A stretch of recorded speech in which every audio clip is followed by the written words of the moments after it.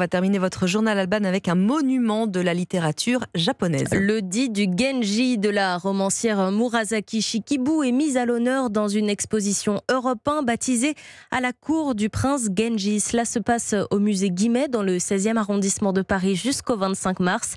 Visite avec Marie Jiquel.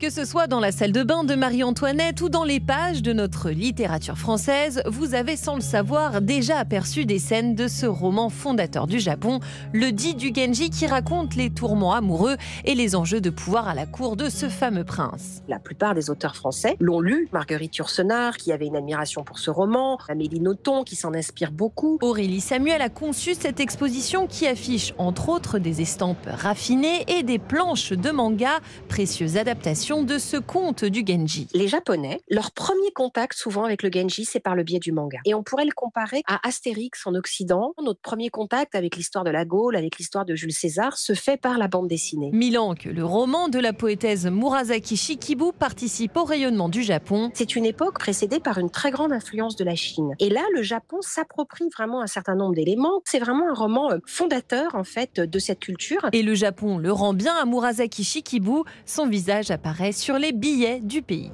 Marie Jiquel, et pour vous replonger dans cette saga du prince Genji, vous pouvez réécouter le podcast de Virginie Giraud, Au cœur de l'histoire, consacré à Murasaki Shikibu. Rendez-vous sur l'application et le site d'Europe 1, europe1.fr.